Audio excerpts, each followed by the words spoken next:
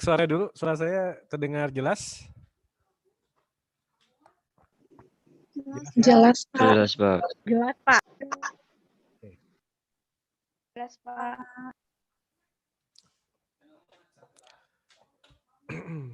Bismillahirrahmanirrahim.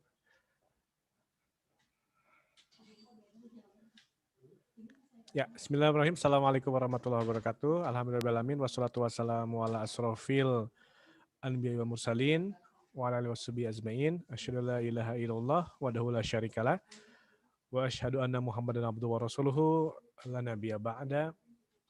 Rabbi shrah li sadri wa yassir li amri wa uqdatam min lisani wa yafqahu qawli. Rabbi zidni ilma warzuqni fahma.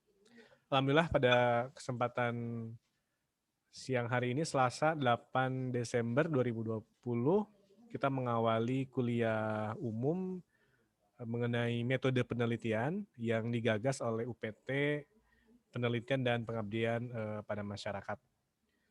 Saya diamanahi oleh Ibu Kepala UPT PPM, Bu Anit, untuk menyajikan materi pertama, yaitu tentang, kalau judulnya di dalam pamflet itu paradigma ya dan metode penelitian. Namun saya ubah untuk yang supaya lebih singkat lagi, yaitu tentang mindset penelitian. Dan saya mendapatkan pesan dari Bu Anit bahwa kegiatan ini sengaja dilakukan untuk mempertajam pemahaman saudara-saudara sekalian, ya khususnya mahasiswa di STBA. Mudah-mudahan ini kalau yang menyimak ataupun yang ikut dari perguruan tinggi lain, mudah-mudahan juga bisa mendapatkan imbas, ya. Jadi mempertajam pemahaman tentang penelitian, sehingga nanti diharapkan outputnya di saat nanti saudara-saudara sekalian menulis skripsi atau membuat proposal, kemudian menulis skripsi sebagai karya ilmiah, ya syarat untuk kelulusan tidak mengalami kendala-kendala teknis gitu, sehingga pembimbing tidak lagi harus membimbing dari nol, namun bisa lebih banyak pembimbingannya itu dari sisi substansi isi, ya substansi instrumen gitu, tidak harus menerangkan tentang apa itu penelitian gitu, kenapa harus memilih metode kualitatif, tidak kuantitatif atau sebaliknya begitu. Itu barangkali semangat yang ingin digagas oleh UPT PPM, memfasilitasi kita semua untuk belajar tentang metode penelitian ini. Dan di antara saudara-saudara ada yang sudah mengambil mata kuliah metodologi penelitian, sedang atau belum ini yang ada di sini? Umumnya mungkin belum ya, atau sudah? Belum. Belum ya, oke. Ya, beberapa belum, tapi mungkin ada tugas di perkuliahan yang mengharuskan ya dosennya atau menugaskan ya mahasiswanya untuk melakukan small research biasanya. Baik, saya akan share screen, tapi tujuan kita pada kesempatan sore hari ini atau siang hari ini adalah bagaimana kita memahami dulu tentang apa itu penelitian, ya berkaitan dengan bagaimana penelitian itu dilakukan dan secara paradigmanya gitu, pola berpikirnya. Nanti secara lebih dalam lagi akan dipaparkan oleh dua pemateri ya, di 2 pekan ke depan gitu.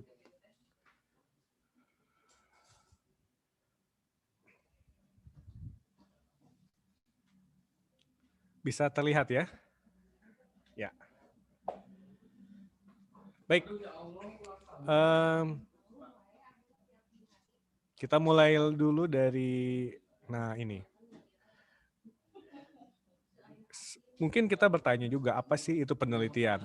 Kalau dalam bahasa Inggris itu research. Research itu memiliki makna secara kata, ada atau ya, kemudian search. Search itu mencari. Jadi research, jadi mencari kembali gitu. Jadi melakukan upaya pencarian. Jadi kalau misalnya dalam mata kuliah writing, saya selalu mengatakan, atau dalam mata kuliah public speaking, saya selalu mengatakan, coba research dulu topik yang akan dipilih. Itu maksudnya kita harus mencari kembali kita harus melakukan browsing, kita harus banyak membaca sumber-sumber sehingga yang kita sampaikan itu betul-betul valid gitu, betul-betul sahih ya, betul-betul kokoh. Tidak menyebarkan informasi yang hanya pendapat yang tanpa diuji begitu. Nah, itu dari kata research-nya sendiri. Jadi research atau kata mencari kembali. Artinya bisa saja kita melakukan kajian dari sesuatu yang atau dari topik yang sudah pernah ditulis oleh peneliti sebelumnya.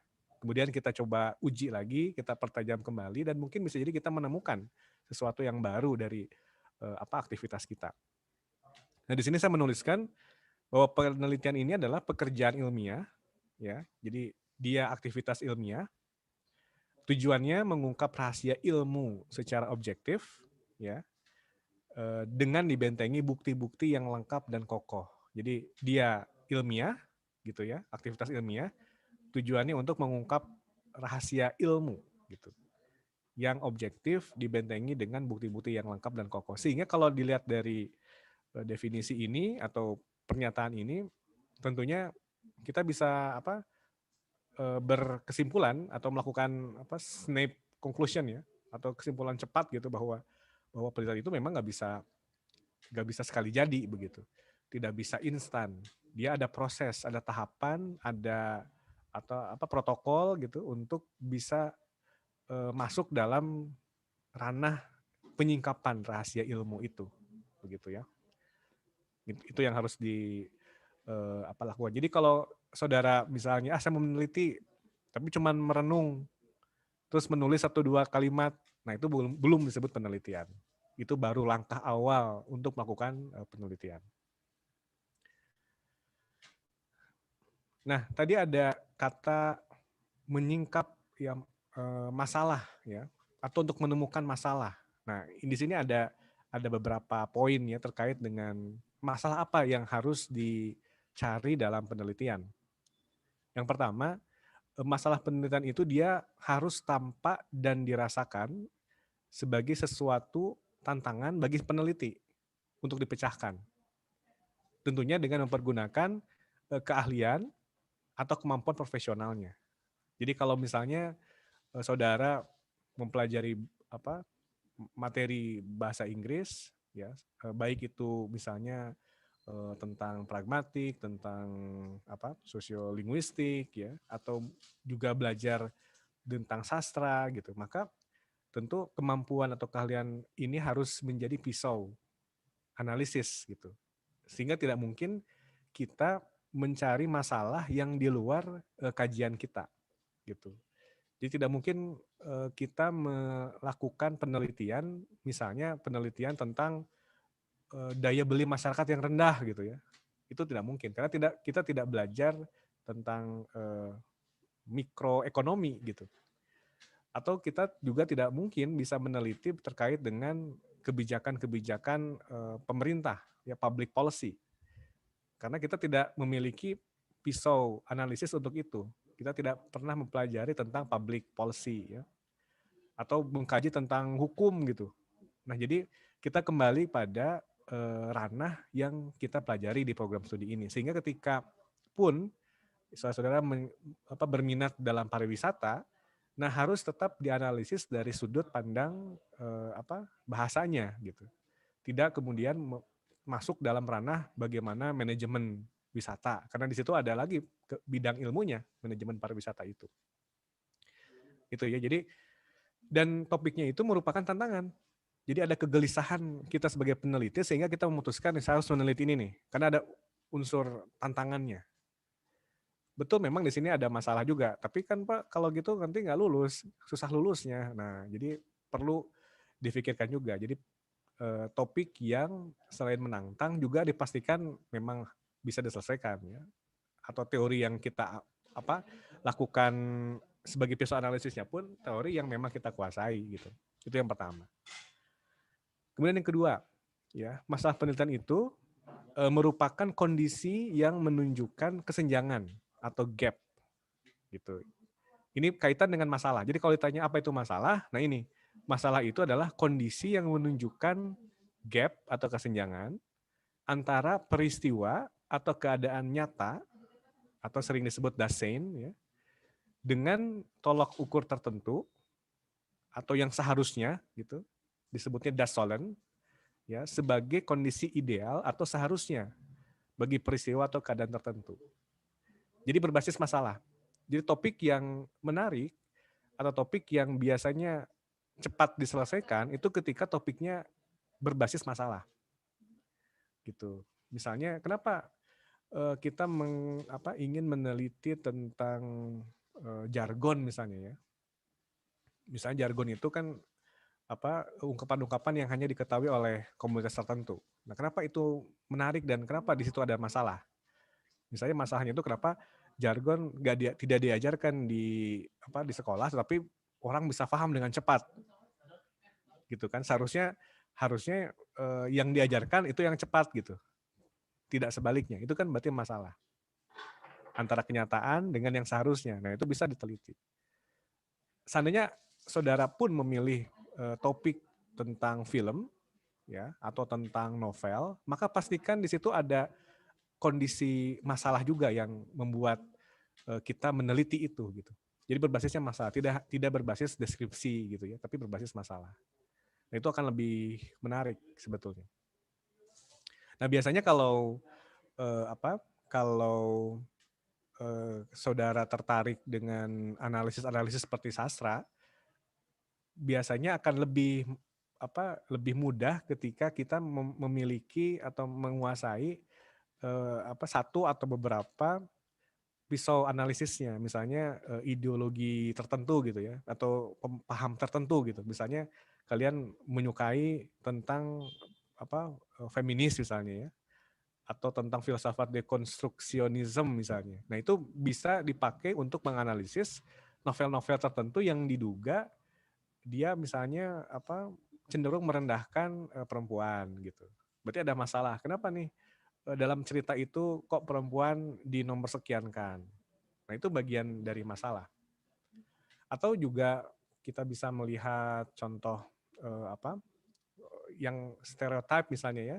Misalnya dalam iklan gitu, dalam model gitu. Kenapa iklan itu selalu misalnya iklan rokok gitu atau iklan mobil ya. Iklan mobil kan yang dijual mobilnya, ya kan?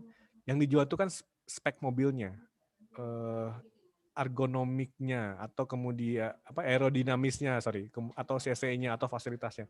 Tapi kenapa yang selalu menjadi figurnya itu perempuan yang seksi misalnya? Itu berarti kan ada masalah antara tujuan iklan itu dengan perempuan yang dijadikan sebagai model. Nah, itu juga jadi kajian juga, banyak jadi kajian ya. Itu sebagai contoh bahwa sebaiknya penelitian itu berbasis masalah. Kemudian ketiga, masalah penelitian adalah keraguan yang timbul ya terhadap suatu peristiwa atau keadaan tertentu berupa kesangsian, ya, keraguan tadi tentang tingkat kebenarannya suatu peristiwa atau keadaan. Jadi bisa saja kita membaca jurnal atau membaca hasil penelitian yang sebelumnya, terus kita temukan keraguan hasil dari penelitian ini. Nah, ini bisa kita buat kajian untuk memperdalam gitu, untuk menunjukkan betul tidak nih hasil yang diteliti oleh penelitian sebelumnya. Maka saran saya, kalau mau membuat proposal penelitian, cara mudahnya bisa datang ke perpustakaan, nanti melihat di bagian kesimpulan ya dari skripsi-skripsi yang sudah ada untuk dilihat. Di situ kan ada rekomendasi-rekomendasi biasanya. Nah, dibaca rekomendasinya. Nah, kemudian kita bisa menindaklanjuti rekomendasi skripsi tersebut. Itu cara gampang untuk mendapatkan ide atau mendapatkan topik begitu. Tapi jangan kemudian terjebak hanya ganti judul. Misalnya kalau yang di judulnya itu jargon di SMA misalnya ya. Udah sekarang mas saya pilih aja jargon di perguruan tinggi. Nah, jangan begitu. Jadi cari masalah penelitian yang betul-betul kita anggap sebagai masalah yang membuat kita tertantang gitu untuk meneliti. Baik, terus oke, itu yang ketiga ya. Kemudian, nah, ada kriteria masalah dalam penelitian. Ini kenapa kita masuk di masalah dulu? Karena memang kalau kita lihat alur penelitian itu ya kalau kita lihat alur penelitian itu di bab 1 background itu kan background itu disebutnya latar belakang masalah ya kan. Jadi bukan aksesoris itu malah niat si peneliti. Di dalam background itu sebetulnya ada ruhnya di situ. Jadi bagaimana peneliti, ya kita sebagai peneliti ingin membuktikan bahwa ini loh yang memang saya ingin buktikan, ingin saya teliti gitu. Dan di situ dituliskan di dalam background itu. Sehingga dalam background itu pun dikemukakan masalah-masalah yang ingin diteliti. Nanti mungkin akan dibahas lebih lanjut dalam tema state of the art ya di dalam background itu. Nah, setelah background selesai, biasanya di ujung akhir pendahuluan itu atau di latar belakang itu ada judul biasanya. Dengan alasan inilah maka saya memilih judul ini misalnya ya. Nanti dalam subbab yang berikutnya itu akan dikemukakan, akan diformulasikan research question atau pertanyaan penelitian. Nah, pertanyaan penelitian itu adalah masalah yang akan dijawab oleh penelitian kita. Jadi jangan pernah membayangkan bahwa skripsi atau penelitian bab 1, 2, 3, 4, 5 itu terpisah gitu. Tidak begitu. Bab 1, 2, 3, 4, 5 itu dia terintegrasi gitu. Jadi terintegrasi. Jadi satu kesatuan. Ya, yang saling menjawab begitu di setiap babnya, di setiap bagiannya. Gitu ya. Jadi masalah penelitian harus dipilih yang berguna untuk diungkapkan, itu nampaknya jelas. Kemudian masalah yang dipilih dia harus relevan dengan kemampuan atau keahlian peneliti. Jadi kita harus tahu diri juga kalau memang kita lemah di sinteks, jadi jangan mau milih sinteks untuk meneliti gitu, kecuali kalau memang kita betul-betul kenapa sih saya susah gitu untuk mata kuliah sintek. Nah, mungkin bisa sambil kita belajar kembali sambil meneliti gitu ya. Tapi sebaiknya yang relevan dengan kemampuan. Kemudian berikutnya masalah penelitian harus menarik ya, perhatian untuk diungkapkan, minimal menarik bagi pembimbing gitu. Karena kalau pembimbingnya nggak tertarik juga pembimbing kurang bersemangat gitu ya. Nah, tapi minimal menarik buat diri kita sendiri supaya kita tidak bosan. Tapi ingat skripsi yang baik adalah skripsi yang selesai, skripsi yang tuntas. Penelitian yang baik adalah penelitian yang ada ujungnya, gitu. Jadi, tapi menarik perhatian ya. Kemudian berikutnya masa penelitian sedapat mungkin menghasilkan sesuatu yang baru. Nah ini novelty sebutannya. Nah ini yang hebat nih. Kalau misalnya penelitian kita bisa menghasilkan sesuatu yang baru, yang disebut sebagai ada inovasi inovasi ya. Jadi ada kreativitas dan inovasi. Nah, dalam benak kita kalau kita berbicara sesuatu yang baru itu dalam otak kita itu sebutnya kreatif. Tapi kalau hasil itu inovatif. Nah, kalau penelitian ini bisa menghasilkan sesuatu yang baru maka disebutnya inovatif ini penelitiannya. Jadi disebut jadi karya inovatif. Nah, ini bisa dijual gitu. Bisa dijual, bisa bahkan mungkin dibiayai untuk lanjutan penelitian-penelitian selanjutnya. Kemudian berikutnya masa penelitian harus dipilih yang dapat dihimpun datanya secara lengkap dan objektif. Jadi masa penelitian, jadi banyak masalah yang bisa kita temukan, tapi tidak semua masalah itu bisa diteliti. Gitu. Jadi maka pilihlah masalah penelitian yang researchable gitu, yang researchable. Misalnya dilihat dari waktu tempuhnya gitu, dilihat juga dari durasi penyelesaiannya ya. Dilihat juga dari skupnya, misalnya begini, misalnya Pak saya ingin meneliti kemampuan bahasa Inggris di seluruh provinsi di Indonesia, kan itu luar biasa ya, wah gitu. Cuma pertanyaannya mau sampai kapan nih, kapan deadline-nya? Kalau deadline-nya misalnya ngejar Agustus, sementara proposalnya baru di ACC bulan Maret, kan buru 4 bulan. Pertanyaannya apakah mungkin 4 bulan bisa berkeliling Indonesia? Nah, kayak gitu. Itu kan tidak researchable berarti. Begitu. Atau juga kalau mau memilih yang kualitatif pun kadang-kadang dalam pemilihan kualitatif juga perlu dilihat tidak boleh terlalu luas juga. Karena kalau terlalu luas juga akhirnya menjadi tidak beres juga. Maka pilihlah topik yang, nah ini yang terakhir nih ya. tidak boleh terlalu luas, tapi juga tidak boleh terlalu sempit. Gitu. Nah, pertanyaannya mungkin muncul, Pak, masalah-masalah ini bisa didapatkan dari mana? Nah, ini semuanya bisa didapatkan dengan kita membaca hasil penelitian-penelitian yang sudah ada atau yang sudah dipublikasikan. Begitu. Di mana Pak itu? Ya, sekarang sudah banyak ya sumbernya. Saudara bisa membuat akun Google Scholar gitu. Di Google Scholar tinggal diketik apa, itu insya Allah pasti keluar. Banyak penelitian. Atau kalaupun juga mau ada Mendeley ya, Mendeley itu juga membantu untuk mencari jurnal-jurnal yang kita butuhkan. Kita tinggal ketik kata kuncinya, kemudian kita tinggal sortir dari durasi tahun berapa sampai tahun berapa, itu akan keluar semua jurnal yang terpublikasi secara online ya, baik jurnalnya nasional maupun juga internasional. Sekarang dengan teknologi ini tinggal kita mau dan mau membaca gitu. Ya, mencarinya sudah mudah. Kalau zaman dulu mungkin 10 tahun, 20 tahun yang lalu, kita dihadapkan pada dua hal. Mencarinya menghabiskan waktu dan biaya dan tenaga, baru mencarinya itu. Baru bab mencari, belum bab membaca gitu. Dan sekarang bab mencarinya sudah lebih mudah. Tinggal bab membaca. Baik, saudara sekalian, kita lanjutkan. Di sini ada pendekatan. Jadi kalau tadi ya kita berbicara bahwa penelitian itu adalah ilmiah. Nah, ada juga penelitian yang tidak ilmiah atau yang non ilmiah. Nah, ini perlu diketahui juga nih.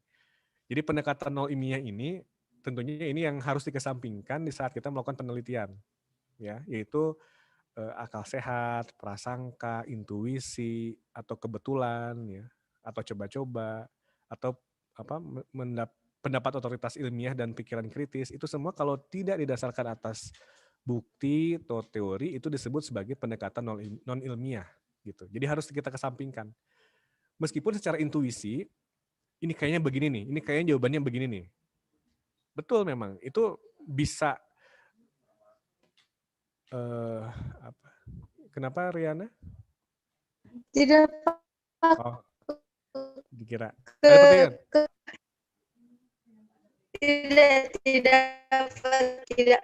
tidak. Tadi ke ini tombol, Pak. Sinyalnya ya nggak jelas ya. Oke. Sebentar. Iya, Pak. Tadi ke pijit, Pak. Ininya Oh, enggak. kepijit. Ya. Sinyalnya nggak jelas. Oke. Baik, saya lanjutkan ya. Ya. Kira-kira mau bertanya Riana. Oke. Baik. Ini pendekatan non ilmiah ini kadang-kadang suka ada juga di saat bimbingan atau saat melakukan penelitian atau saat ya penelitian ya atau penulisan penelitian dalam skripsi. Misalnya pendapat peneliti. Nah, sedapat mungkin pendapat peneliti itu seharusnya dikesampingkan kalau tanpa ada argumentasi, kalau tanpa ada landasan teori atau argumentasi dari penelitian yang lain atau pendapat ahli yang lain. Itu satu. Meskipun intuisinya tuh kuat. Ini kayaknya begini nih. Misalnya yang sering muncul itu di saat mahasiswa mengambil ya topiknya tentang karakter, misalnya karakter tokoh ya, penokohan dalam sebuah film. Dilihat dari wajah, dilihat dari muka, dari nama atau dari gambar kan dia sebagai main actor ya, main character pasti boga lakon nih, pasti boga lakon tuh pasti baik kan begitu ya. Nah, itu kan baru dugaan kita, atau kalaupun kita sudah pernah menonton si film tersebut, tidak salah bahwa memang tokoh itu tokoh baik gitu. Tapi kalau kita menuangkan dalam skripsi atau dalam tulisan skripsi itu nggak bisa gitu hanya dengan kita menonton saja kemudian mengatakan bahwa main karakter ini adalah baik, tokoh ini adalah anes misalnya, tokoh ini jujur gitu. Nah, kita harus membuktikan gitu. Membuktikan dengan cara apa? Dengan cara yang ilmiah itu. Meskipun semua orang juga sepakat sama-sama nonton gitu.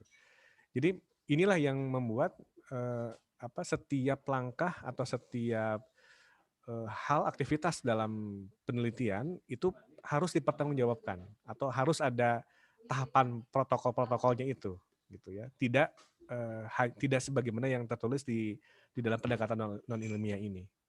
Seringkali kalau opini tanpa landasan, opini tanpa dasar, itu seringkali disebutnya sebagai dukun gitu.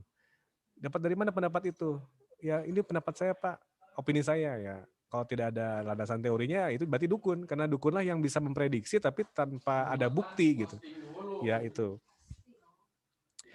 Itu yang pendekatan non ilmiah. Nah, kalau beda dengan pendekatan ilmiah, di pendekatan ilmiah ini kebenarannya terbuka untuk diuji oleh siapa saja, ya, yang berkehendak untuk mengujinya. Dalam konteks penelitian ini yang mengujinya tentu kalau dalam penelitian skripsi ya dosen penguji ya. Tapi kalau dalam jurnal-jurnal yang mengujinya itu biasanya reviewer yang membaca kemudian dia akan memberikan catatan-catatan gitu. Itu sebagai bentuk pengujian. Atau bahkan kalau dia sudah terpublikasi, maka yang mengujinya itu yang masyarakat. Mereka yang membaca. Bisa jadi mereka meng-counter, tidak sepakat dengan pendapat kita, dengan cara mereka membuat lagi penelitian yang lain gitu. Untuk meng-counter penelitian yang kita hasilkan. Jadi jawabannya, jadi kalau penelitian jawaban dengan penelitian, gitu, tidak dengan komentar-komentar lain. Nah sehingga dalam pendekatan ilmiah, dia terdapat prosedur, memiliki protokol penelitian, termasuk juga teori yang melingkupinya. Sehingga wajar kalau dosen pembimbing atau dosen yang mungkin nanti saudara minta pendapat tentang proposal atau niat penelitian yang kalian ingin buat, itu pasti mereka akan bertanya, ini teorinya apa? Pasti akan bertanya begitu. Ini teorinya apa? Oh, teorinya tentang ini Pak, positive phase misalnya. Positivity misalnya tentang ada positive phase, ada negative phase misalnya di dalam itu pragmatik kalau tidak salah. Itu akan ditanya di teorinya itu. Terus seberapa paham saudara ya menggeluti teori tersebut gitu.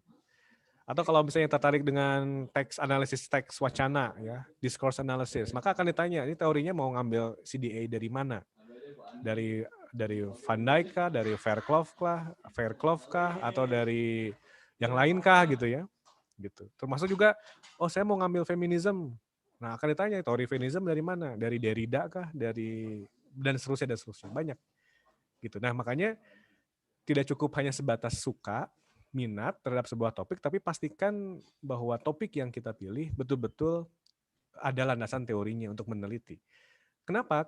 Kalau tanpa teori, kenapa? Itu kan akan mungkin muncul pertanyaan, kan bisa aja Pak, kalau tanpa teori. Nah, nanti saudara akan sulit dalam menganalisisnya. Karena analisis temuan-temuan yang didapat dalam penelitian itu hanya dapat dianalisis berdasarkan teori itu.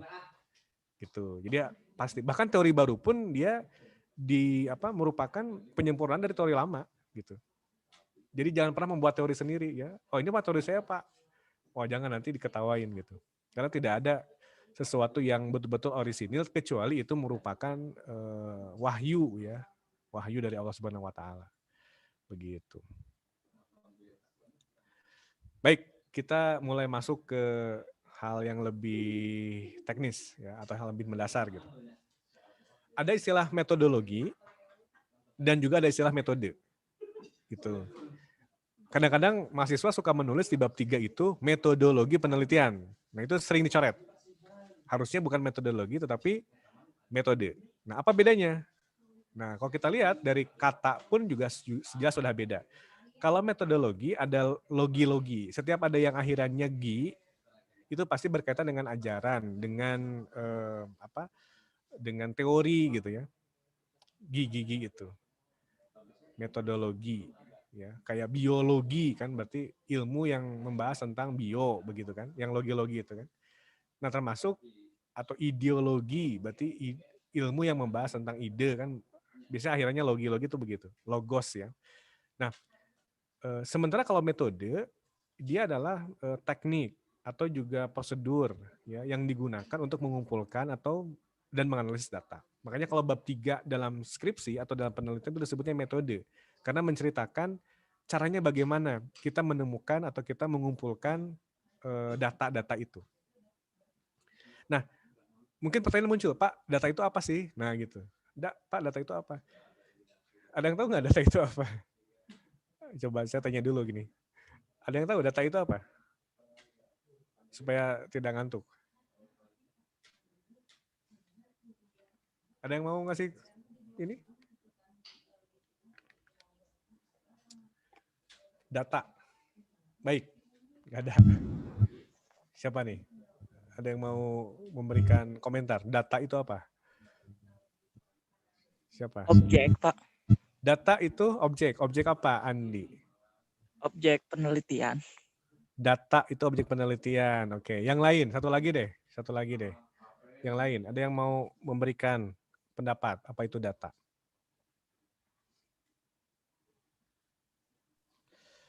Kumpulan fakta, Pak. Kumpulan fakta. Data itu kumpulan fakta. Oke. Baik. Ada data, ada informasi. Nah, ada data, ada informasi. Kalau kita lihat ini mengumpulkan data. Jadi data itu ya fakta ya, bisa fakta. Jadi kan kalau kita ke apa? Kalau kita kembali ke menulis ya, di situ kan kalau menulis itu ada WH question dan how ya. Misalnya where, when, why, ya kapan, di mana, siapa, apa, gitu kan ya. Kemudian bagaimana, nah betul nggak? Yang seringkali kalau kita mau menulis sebuah laporan harus ada unsur-unsur itu. Nah, cara menemukan siapa, kapan, apa, di mana itu kita sebut sebagai data saat kita kumpulkan, gitu. Tapi data itu belum memiliki nilai informasi, ya, belum memiliki nilai informasi, hanya kumpulan fakta-fakta saja, begitu. Misalnya terkumpul Sani, terus 28 September 80, kemudian 8.00 waktu Indonesia Barat gitu. Bandung, itu kan hanya kumpulan saja. Dia belum memiliki nilai informasi. Dia hanya kumpulan data, belum memiliki nilai informasi. Baru didapat nilai informasinya ketika dia dituliskan dalam satu riwayat hidup. Misalnya, oh nama Sani, tempat tanggal lahir Bandung, 28 September 80. Itu kan sudah memiliki nilai informasi ya. Nah, data ini yang dikumpulkan dalam penelitian itu belum memiliki nilai informasi, bahkan belum kita analisis. Namun keberadaan data ini penting karena penelitian itu terkait dengan bagaimana kita menganalisis data-data tersebut gitu. Data yang didapat dari apa? Nah ini, Pak, data itu dapat dari mana aja? Nah, dalam penelitian data bisa didapat dari wawancara. Misalnya kita mau wawancara nih kepada orang informan atau orang yang kita anggap penting. Misalnya kita penelitiannya kita anggap misalnya penelitiannya itu kita ingin mencari nama-nama penamaan lah, misalnya penamaan di beberapa desa di Sumedang misalnya. Terus ada nama Pasarean Gede. Nah, terus kan muncul pertanyaan ini, kenapa nih namanya Pasarean Gede? Nah, yang bisa menjawab itu kan orang tertentu, nggak mungkin setiap orang bisa menjawab itu. Berarti kita harus cari dulu di lokasi itu siapa kira-kira tokohnya, ketuanya atau kuncennya, nah gitu. Saat kita temukan kuncen itu kita wawancara. Ya wawancara tentang tempat, misalnya Pak, kumaha tempat ini asal muasalnya gitu. Terus tiba-tiba namanya menjadi pasarnya tuh gimana ceritanya. Nah, informasi yang disampaikan atau kata-kata yang disampaikan oleh si informan ini kita catat, kita rekam, kita catat, dan karena itulah merupakan data.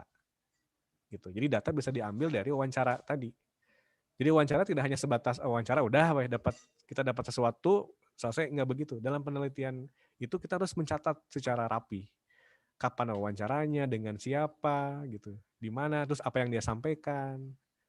Nah, bahkan dalam beberapa penelitian si wawancara itu diverbatim gitu, ditranskrip verbatim kata per kata yang memang akurat gitu ya.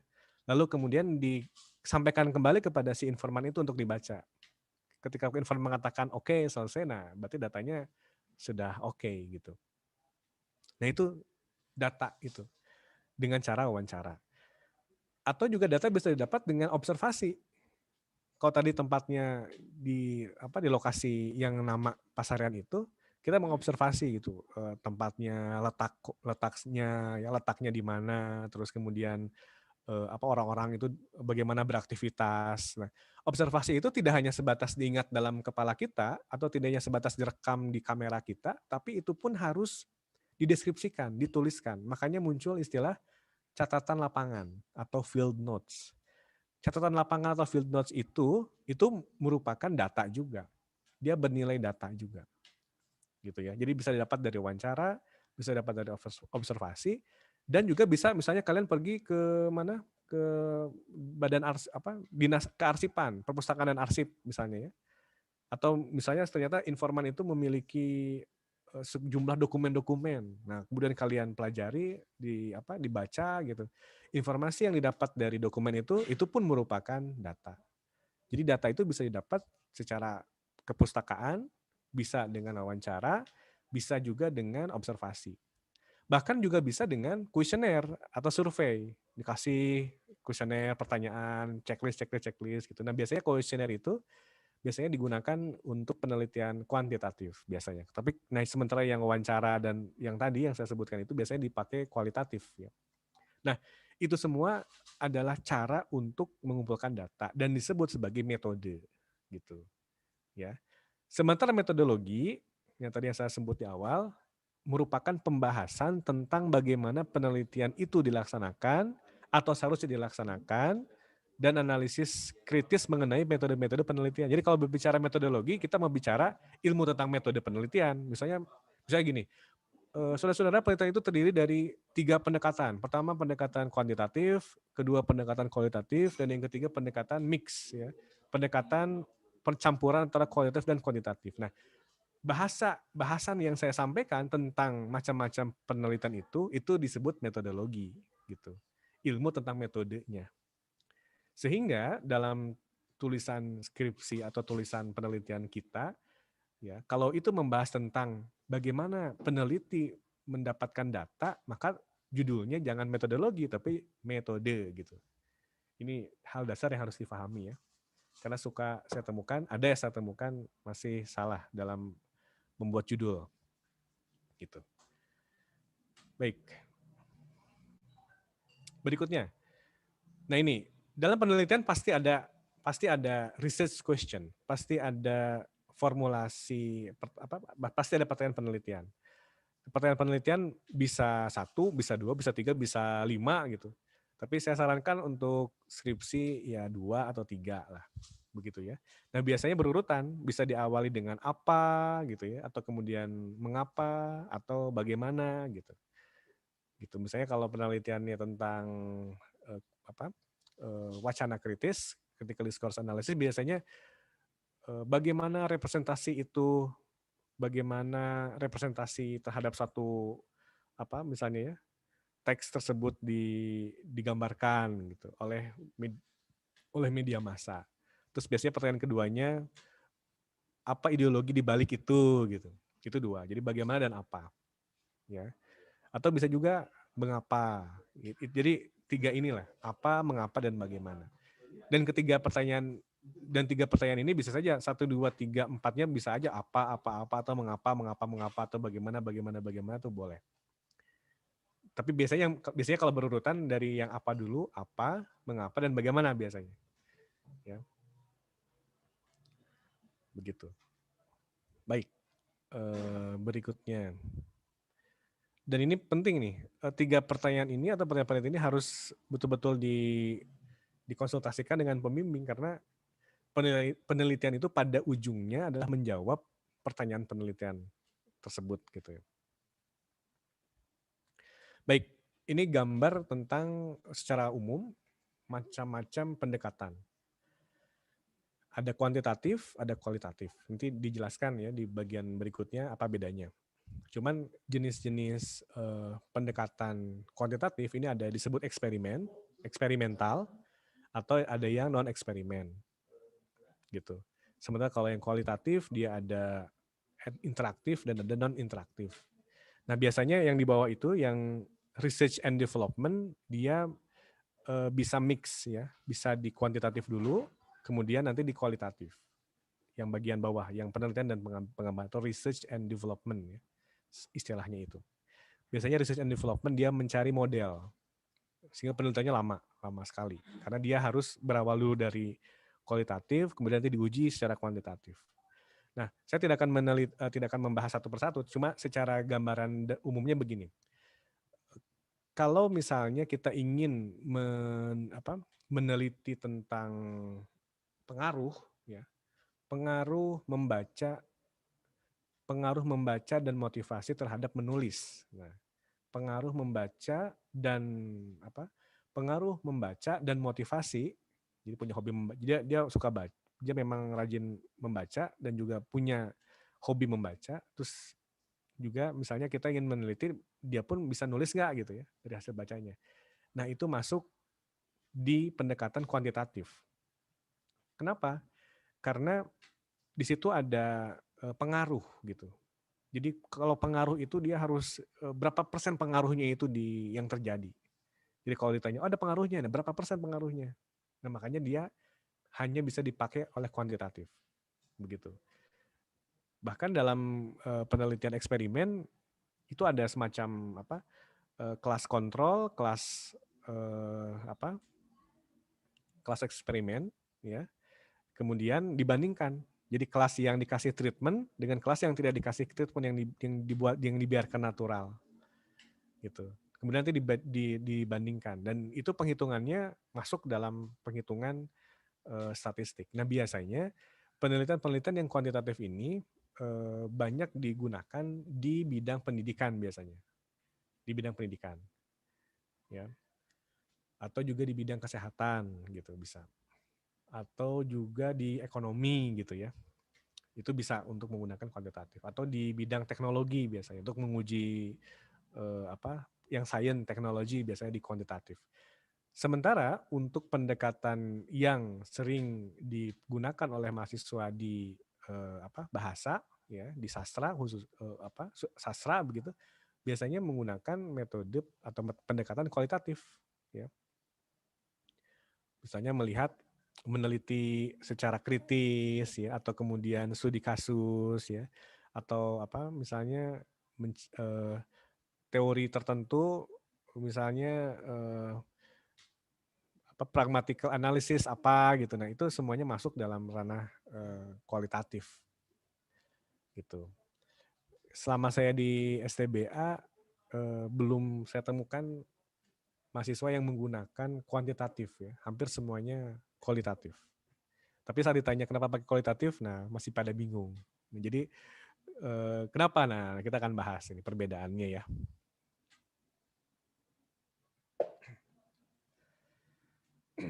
Baik, di penelitian kuantitatif dari kata kuantitas itu berarti jumlah ya, angka berarti ya. Nah, jadi para peneliti kuantitatif dia berusaha untuk objektif ya, berarti bahwa mereka ingin mengembangkan satu pemahaman tentang dunia sebagaimana adanya di lapangan, bebas dari bias pribadi, nilai dan makna idiosinkratis. Idiosinkratis itu maksudnya bisa dipakai di segala kondisi gitu. Tidak terikat pada satu tempat saja, tapi bisa dipakai di segala macam kondisi, tempat, waktu. Itu cara pandang filosofisnya gitu ya, filosofisnya. Nah, sehingga karena dia ingin melepaskan dari bias pribadi, bias nilai atau value ya, atau kondisi-kondisi yang mengikat dalam konteks tersebut, maka penelitian kuantitatif dia melibatkan angka-angka. Terus juga melibatkan peserta atau sering disebut sebagai sampel ya, dan juga catatan yang banyak gitu. Jadi kata sampel pun itu sebetulnya hanya berlaku di kuantitatif, sampel itu. Kenapa muncul sampel? Karena ada populasinya dulu gitu. Jadi populasi itu jumlah yang ingin dia teliti. Misalnya dia ingin meneliti tadi yang saya bilang, misalnya pengaruh kegemaran membaca di siswa SD se-Indonesia. Itu kan berarti populasinya siswa Indonesia. Cuman tidak mungkin diteliti kalau dalam jangka waktu 1 tahun, itu nggak mungkin. Mungkin berpuluh-puluh tahun. Oleh karena itu, maka diambillah sampel. populasi itu, misalnya populasinya ada 200 juta, maka diambillah sampel 0,5% atau mungkin 2,5% atau mungkin 5% atau mungkin 10% dari populasi itu. Dan populasi itu dianggap sebagai dan sampel itu dianggap sebagai wakil dari populasi tersebut. Ya, itu cara pandangnya. Cuman prinsipnya dia melibatkan banyak angka agar sisi pribadi, nilai, value itu tidak mengikat si peneliti. Ya. Karena tadi ingin objektif itu. Kemudian misalnya ini ada penelitian survei, analisis perangkat data kuantitatif yang ada gitu. Ini contohnya penelitian survei misalnya kalau kita lihat quick count misalnya, quick count presiden misalnya. Itu bisa menjadi kita bisa membaca meskipun sampelnya atau perwakilannya hanya misalnya 10% dari populasi, itu bisa menunjukkan keterwakilan dari yang jumlah 90% yang lain gitu. Jadi perbedaan-perbedaan atau perbedaan data-data yang muncul atau yang ada di populasi itu bisa terwakili oleh sampelnya itu. Makanya dalam pemilihan sampel pun juga di situ ada protokolnya, ada tahapan-tahapannya sehingga dia bisa meraih sampel yang mungkin berbeda gitu dengan sampel pada umumnya atau dengan populasinya. Gitu ya. Nah, kekuatannya dari aspek keterwakilan, representasi. Jadi kalau misalnya kita katakan bahwa orang yang membaca itu akan bisa menulis, gitu ya. Atau siswa SD se-Indonesia itu kalau dia membaca maka dia akan dapat menulis. Meskipun sampelnya diambil hanya sekian 10% dari 90% atau 10% dari 100%, maka jawaban atau kesimpulan atau rekomendasi yang dibuat oleh peneliti itu bisa mewakili 90% populasi yang tadi diambil 10%-nya itu. Gitu kelebihannya ya. Makanya ini seringkali dipakai kalau dalam politik oleh survei-survei itu politik untuk melihat sejauh mana posisi sebuah kandidat ya, popularitasnya, elektabilitasnya dan seterusnya. Cuman kelemahannya ini dalam masalah kedalaman pemahaman. Jadi karena dia hanya berbicara di level permukaan, keterwakilan kan permukaan tuh, bukan ke level-level yang lebih dalam, tidak bisa merangkum keunikan-keunikan yang muncul atau fenomena yang tergambar di sana. Nah, itu kelemahan kuantitatif. Jadi kuantitatif hanya bisa mengatakan kalau dalam konteks politik partai A menang sekian persen. Tapi dia agak susah untuk menemukan kenapa partai A ini bisa menang gitu. Kenapa bisa dipilih. Nah, itu bahasannya bukan di kuantitatif lagi tapi nanti ke penelitian kualitatif. Makanya kelemahannya dia ada di kedalaman pemahaman, ya. Begitu. Nah, ini kalau dilihat dari daur penelitian kuantitatif, biasanya dia ada teorinya dulu. Jadi dia memiliki teori itu kemudian dia jabarkan dalam bentuk instrumen yang dalam survei gitu ya. Nanti survei itu didapatlah data, kemudian dianalisis, maka diterapkan hasilnya. Jadi teorinya sudah ada. Makanya kuantitatif itu bukan menguji teori, tapi lebih pada membuktikan atau penerapan teori itu. Gitu ya. Sehingga seorang peneliti kuantitatif keterlibatan dia dalam penelitiannya sendiri itu bisa jadi bisa tidak mendalam ya. Jadi dia maksud tidak mendalam itu begini, dia tidak perlu untuk masuk dalam level bagaimana menyebarkan angket survei, udah nggak perlu. Dia tinggal duduk manis saja gitu. Tinggal menyampaikan ini instrumennya, ini surveinya, tolong disebarkan. Kemudian dia nanti mendapatkan hasilnya pun mungkin orang lain yang menginputkan. Ya, nanti dia tinggal dapat hasil akhirnya sekian persennya, baru dia tafsirkan. Gitu. Jadi dia tidak banyak terlibat dalam aktivitas penelitiannya. Itu kalau kuantitatif. Nah, sementara dalam kualitatif, nah ini agak berbeda. Peneliti kualitatif memandang dirinya sebagai instrumen utama untuk mengumpulkan data. Nah ini Ini agak unik. Ada kata instrumen utama. Jadi kalau dalam penelitian kuantitatif yang tadi, peneliti itu bukan sebagai instrumen utama. Karena instrumen utamanya adalah kertas. Ya, kertas atau isian yang itu nanti diuji di lapangan dalam bentuk survei-survei atau kuesioner ya gitu. Jadi tugas si peneliti itu dalam penelitian kuantitatif, dia memastikan bahwa kuesioner yang diujinya atau yang akan nanti disebar di lapangan itu sudah terbaca gitu, tidak masalah dalam keterbacaan, terus kemudian mampu menjawab apa yang menjadi pertanyaan penelitian gitu. Terus mungkin termasuk juga ada pertanyaan-pertanyaan yang bisa menjebak gitu ya, agar konsistensi jawabannya itu bisa dijaga. Nah itu tugas peneliti kuantitatif. Sehingga instrumen utamanya ya kertas itu, surveinya itu. Nah sementara kalau peneliti kualitatif, dialah yang sebagai instrumen utama. Gitu. Kenapa? Nah karena begini, dalam pengambilan data, dalam kuantitatif dulu ya, kita bisa kuantitatif dulu. Jadi dalam pengambilan data di penelitian kuantitatif, si peneliti itu bisa mewakilkan kepada orang lain. Gitu. Orang lain menyebarkan angket atau menyebarkan survei kepada masyarakat yang mengisi gitu. Udah gitu dikumpulkan, di input, muncullah data. Tugas si peneliti ya hanya mengkaji instrumen sebelum dia dia sampaikan kepada masyarakat, kemudian slide atau dia mendapatkan hasilnya. Nah, sementara kalau peneliti dalam kualitatif, dia yang harus masuk dalam dalam subjek yang akan dia teliti. Misalnya kita ambil contohnya penelitian yang tempat itu ya, mencari nama tadi, penamaan itu. Dia mewawancara. Yang mewawancara itu nggak bisa orang lain, harus dia sebagai peneliti. Kenapa? Karena yang dia lakukan selain mencatat isi wawancara itu, sekaligus dia harus melihat juga aspek-aspek terkait dengan gestur tubuhnya gitu. Karena bisa jadi informasi yang disampaikan oleh si informan itu tidak secara literal, tidak secara omongan. Misalnya begini, Bapak bagaimana kondisi lingkungan di pasarean ini? Apakah terawat atau bisa mempertahankan kondisi-kondisi seperti sebelumnya? Atau sekarang sudah semakin rusak? Instrumen nggak menjawab, cuman dia menggeleng-gelengkan muka atau menggeleng-gelengkan wajah, atau mungkin eksperimennya seperti yang nggak senang gitu. Itu kan tidak bisa direkam oleh tulisan karena tidak muncul kata-kata.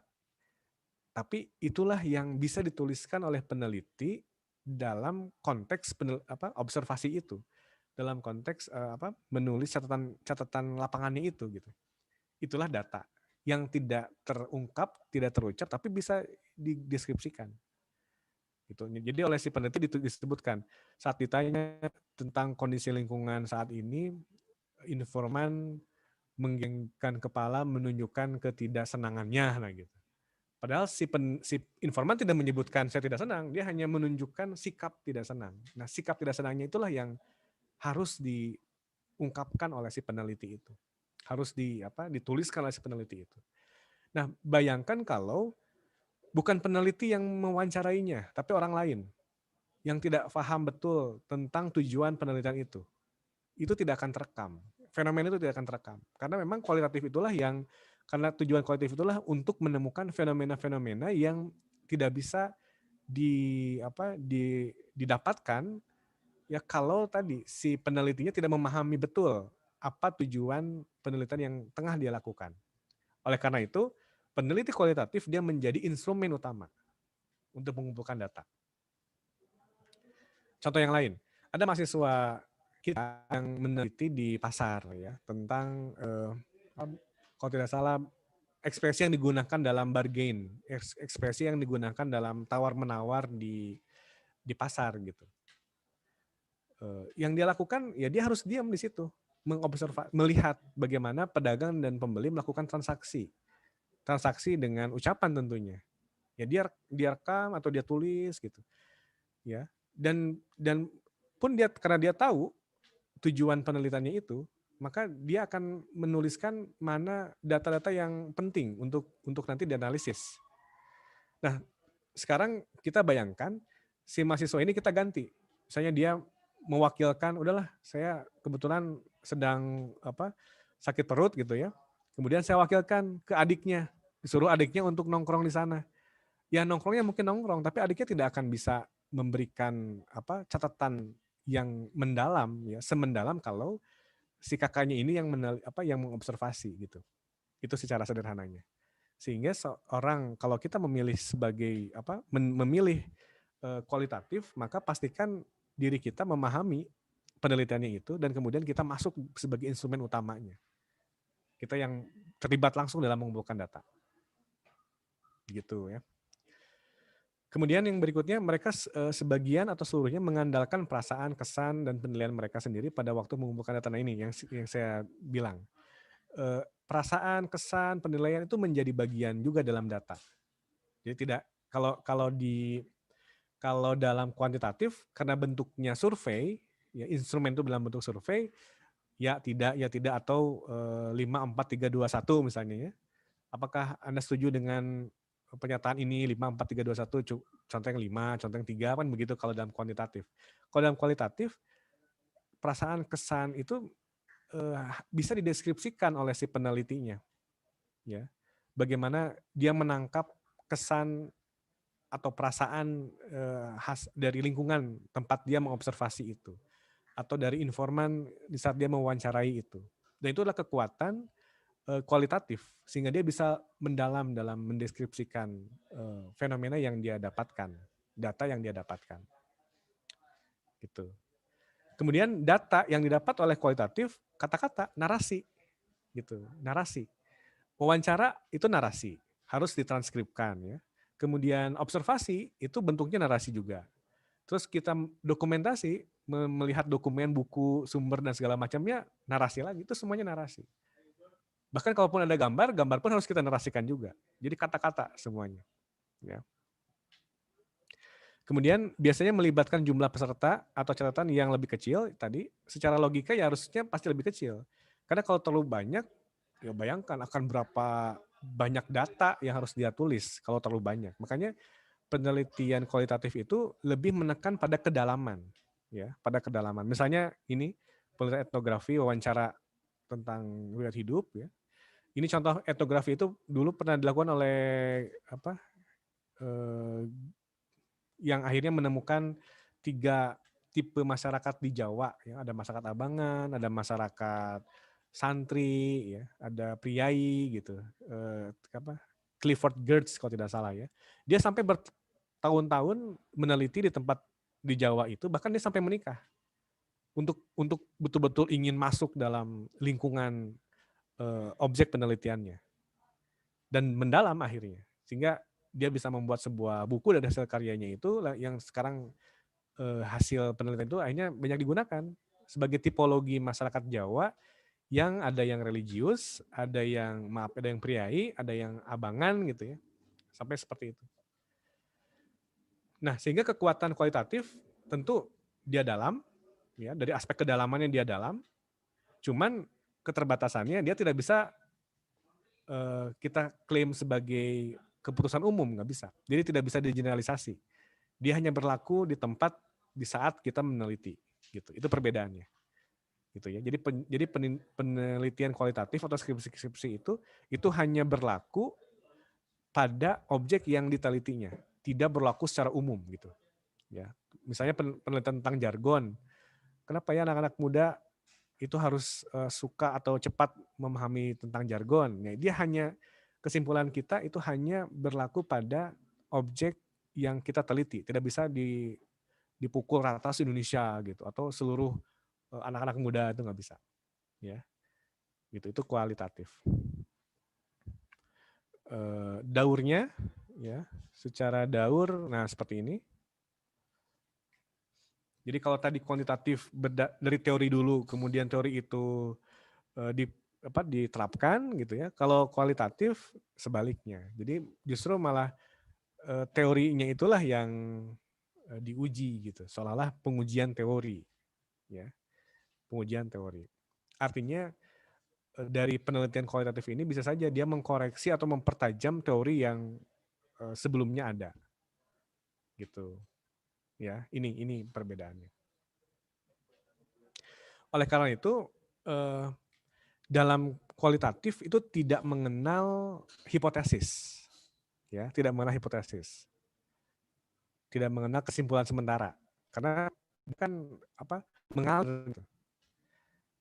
Dan bisa jadi dalam proses perjalanannya itu kita telah mengubah topiknya, bisa jadi bisa mengubah topik, bisa mengubah judul gitu. Itu dalam kualitatif. Tapi kalau dalam kuantitatif enggak, karena dia sudah ada teorinya, kemudian kita buat hipotesisnya, kita buat jawaban sementara atau anggapan sementara, lalu kita buktikan hipotesis itu. Itu kalau kuantitatif. Tapi kalau dalam kualitatif enggak. Makanya dalam kualitatif yang menjadi kata kuncinya itu topiknya apa, kemudian dikunci oleh teori yang kita gunakan. Tapi ketika nanti masuk di dalam penelitiannya sendiri, itu nanti dia bisa berubah. Tergantung temuan kita di lapangan. Makanya tidak heran kalau mahasiswa yang ikut dalam kualitatif ini suka ada dalam beberapa ujungnya gitu, itu terjadi perubahan-perubahan judul gitu dalam kualitatif, dan itu tidak masalah gitu ya. Meskipun ada juga yang protes, Pak, atau nanti SK-nya berubah lagi, nanti berubah terus SK-nya. Ya saya bilang SK itu hanyalah administrasi untuk penunjukan dosen pembimbing gitu. Setelah dosen pembimbing itu berhasil ditunjuk, ya sudah, itu nanti kembali pada dosen pembimbing dan mahasiswa. Jadi SK ini untuk urusan judulnya bisa subject to change gitu, dia bisa berubah. Tapi tentu tidak berubah secara drastis ya, karena tentunya ya topiknya mungkin bergeser sedikit lah. Jadi nggak mungkin asalnya pragmatik tiba-tiba berubah menjadi misalnya critical discourse, ya nggak mungkin gitu. Pasti ya di ranah itu. Cuma dari sisi kajian-kajiannya itu bisa menyesuaikan dengan temuan-temuan di lapangan yang menurut kita akan lebih menarik, begitu ya. Nah, ini secara lebih jelas. Jadi ada yang bagian pertama ini secara filosofis ya, kuantitatif itu dia berpijak dari konsep positivistik. Positivistik itu modernisme ya, seperti kita sekarang. Modernisme itu sesuatu itu harus terukur gitu, harus terangkakan. Itu pemahamannya itu. Jadi kalau misalnya, oh dia pinter, nggak bisa kita bilang dia pinter tanpa berapa ukuran IQ-nya. Nah itu pemikiran positivistik. Oh IQ-nya sekian, poin sekian, oh ya berarti pinter. Jadi harus ada ukuran. Oh dia bahasa Inggrisnya bagus. Bagus itu harus ada ukuran. Kalau dalam kacamata positivistik, maka muncullah tes TOEFL. Oh berapa? 570. Oh iya. Oh dia pinter. Pinternya dari mana? Akademiknya. Yang terukur, oh dari IPK-nya 4,00. Itu positivistik selalu merujuk pada angka. Dan itulah kuantitatif itu berada gitu ya, secara filosofisnya. Nah sementara kualitatif dia kontraknya gitu. Jadi kemunculan kualitatif itu sebetulnya sebagai kontra atau sebagai lawan dari kuantitatif, karena ada banyak aspek yang tidak bisa diukur juga gitu, nggak bisa diukur. Kebahagiaan kan nggak bisa diukur, senang nggak bisa diukur ya kan, kecuali kalau dimaterikan. Oh dia senang, kenapa senang? Karena mobilnya 5, nah itu berarti positivistik. Tapi kan ada juga ungkapan you can have money ya, you have, people can have people can buy house misalnya, but not home, kan begitu. Ya kan? Orang bisa beli rumah besar, but not home, tapi tidak bisa membeli suasana rumahnya. Nah, jadi rumahnya itu bisa kuantitatifnya, bentuknya, terukurnya, sementara home-nya itu suasana rumahnya itu nggak bisa diukur. Atau ada lagi, you can buy luxurious atau expensive bed. Nah, betul ya, Anda bisa membeli tempat tidur yang mahal, tapi tidak dengan tidurnya, tidak dengan nyenyaknya. Karena ada orang yang tidur ternyata lebih nyenyak tidur di kasur, di emper gitu ya, atau di samak gitu, samak, di tikar, di tikar. Karena orang yang tidur di ranjang yang mahal, ternyata dia korupsi 18 miliar ketahuan KPK, wah gitu. Nah itu, jadi itu muncul kualitatif itu, muncul kontradiksi dari kuantitatif. Karena banyak hal yang tidak bisa terukur. Dia masuk ranah filosofisnya itu ke naturalistik atau juga ke postmodernisme ya gitu jadi pos gitulah, termasuk feminisme, dekonstruksionisme, post strukturalisme gitu, itu semuanya ke aliran-aliran kualitatif. Kalau aliran kuantitatif mungkin kalau dalam bahasa aliran strukturalisme lah, itu mungkin kuantitatif ya. Harus ada subjek, harus ada verb, harus ada objek. Nah itu berarti kalimat yang benar, itu kuantitatif. Positivisme gitu maksudnya. Tapi kalau tidak berarti juga setiap kalimat yang subjek, verb, objek itu bisa disebut kalimat kalau dia tidak make sense, kalau dia tidak masuk akal misalnya. Misalnya a bag, eat, a chair. Itu a bag-nya subjek, eat-nya verb, chair-nya objek. Tapi kan tidak make sense gitu. Masa ada ada bag memakan chair kayak seperti itu. Nah, itu konsep naturalisme kualitatif atau poststrukturalisme ya, atau postmodernisme. Kemudian berikutnya, kenyataan berdimensi tunggal terbatas fix, yaitu kuantitatif selalu memandang bahwa semuanya ini sama, terbatas, fix, tetap gitu, sehingga dia bisa mengukur gitu. Nah, sementara kalau kualitatif dia memahami bahwa ya fakta ini beraneka ragam, heterogen, tidak homogen seperti yang disangkakan oleh kuantitatif. Ya, bahkan dia bisa jadi berubah, terbuka gitu. Kenyataan-kenyataannya itu. Gitu. Kemudian kalau dilihat dari ini yang ketiga, peneliti dengan objek terlepas ya. Peneliti dengan objek terlepas tadi. Jadi instrumennya itu bisa didelegasikan ya kepada orang lain, berbentuk survei misalnya ya. Atau di dalam lab juga begitu ya. Di dalam lab juga begitu. Bisa jadi orangnya yang melihat objeknya gitu, orang lain, kemudian dia menuliskan angka disetorkanlah kepada kepala penelitinya.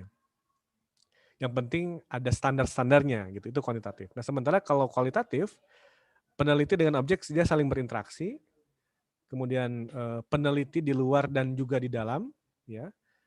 Terus peneliti juga sebagai instrumen dan si peneliti pun bisa melakukan judgement, ya.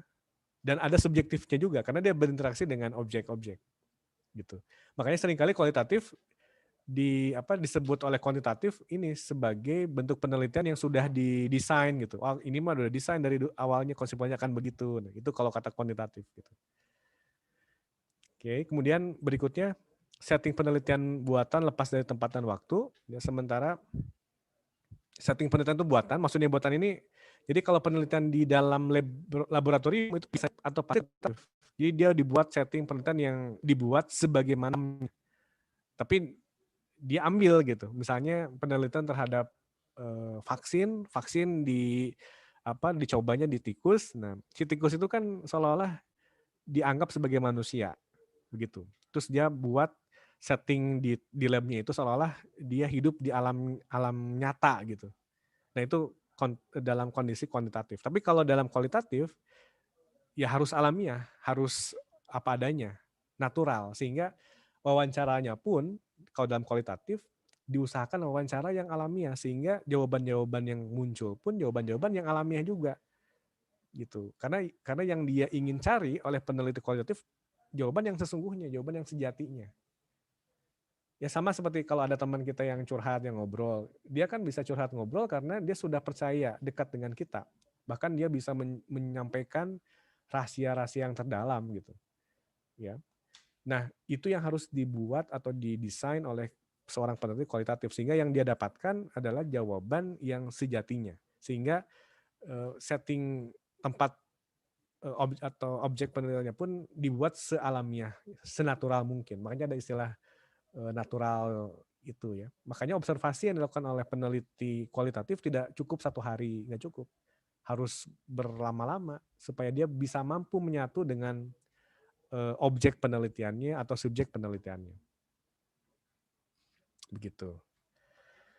Kemudian analisisnya pun kalau dalam kualitatif statistik, ya kita mengenal ada istilah analisis regresi, kemudian mungkin untuk menilai untuk mengukur atau apalagi ANOVA ya dan segala macamnya lah itu, dan bahkan banyak dibantu sekarang oleh software, misalnya software SPSS ya untuk mengukur hasilnya apakah ada pengaruh atau tidak gitu. Nah, sementara kalau dalam kualitatif analisisnya analisis subjektif tadi, rasional, intuitif, yang penting dia berdasarkan teori yang dibangun. Gitu. Kemudian, nah hasil penelitiannya, kalau kualitatif dia bisa digeneralisasi, diprediksi dari hasil hipotesis itu kan hipotesis kan hasil prediksi sebetulnya. Kemudian hasilnya tuh digeneralisasi, berlaku untuk segala macam hal, waktu dan tempat ya. Nah sementara kalau untuk kualitatif penelitiannya terbatas, ya tergantung situasi kondisi tempat dia meneliti. Baik, ini nampaknya tidak akan saya jelaskan secara rinci. Yang jelas ini komponen ini ontologi, epistemologi, metodologi, metode, aksiologi ini yang sudah kita bahas. Tapi yang jelas secara singkat saya ingin mengatakan begini. Semua komponen ini adalah komponen dalam penelitian. Dari mulai tujuan, apa yang ingin diketahui, ini istilah kerennya itu ontologi, ya, ontologi. Terus caranya gimana supaya apa yang ingin kita ketahui. Nah, kita sebut sebagai epistemologi, begitu. Epistemologi ini bisa dirangkai untuk bisa mendapatkan sesuatu dengan cara kita membahas tadi metodologi, ya. Metodologi itu kalau kita sudah masuk dalam prosedurnya disebut metode. Hasil dari metode ini kita sebut aksiologi, dan nanti semuanya berujung retorika. Retorika itu hasil pelaporan kita, tulisan kita. Bagaimana kita bisa membahasakan hasil penelitian itu, baik dia dari sains, baik dia dari matematika, baik dia dari teknologi, bahkan baik dia dari bahasa, dia harus menuliskan hasil penelitiannya, dan tulisan itu disebut sebagai retorika. Begitu. Baik, terakhir nih sebelum kita diskusi ya. Jadi catatan akhir di sini atau kesimpulannya. Pertama, topik penelitian pastikan berdasarkan masalah. Jadi pastikan harus ada masalahnya dulu, baru kemudian kita buat topiknya. Kemudian pastikan topik penelitian yang dipilih adalah topik yang dapat dituntaskan atau diselesaikan. Ingat, prinsipnya penelitian yang baik adalah penelitian yang tuntas. Penelitian yang selesai. Bukan penelitian yang wah luar biasa gitu, tidak. Tapi yang tuntas, yang selesai. Lalu dari masalah di atas, dari topik itu tentukan pendekatan yang akan diambil. Apakah kuantitatif ataukah kualitatif. Jadi bergantung topiknya. Kalau topiknya ingin mencari pengaruh, maka itu kuantitatif. Tapi kalau menganalisis sebuah temuan, sebuah fenomena, maka kualitatif. Ya. Setelah itu tentu tidak hanya sebatas berhayal atau merenung, ya, tidak cukup dengan itu, namun saudara-saudara harus mencari, memperdalam topik yang saudara buat atau yang saudara rumuskan. 50 kurang lebih jurnal nasional atau internasional dari kurun waktu sekitar 10 tahun. Nah ini kan hebat ya, 50 bayangkan. Ada yang minta 50, ada yang bilang 25, ya pokoknya sebanyaknya lah. Tidak boleh 1 atau 2 gitu, tapi sebanyak-banyaknya. Nah, bagus-bagusnya 50 jurnal dibaca. Lebih baik bila jurnal itu dianotasi. Jadi dianotasi itu maksudnya ditulis judulnya apa, siapa penulisnya, tahunnya kapan, terus pendahuluannya tentang apa, terus apa lagi, tujuannya apa penelitian itu, terus metodenya apa yang dia pakai, hasilnya apa gitu ya. Nah itu lebih bagus kalau dibuat anotasi.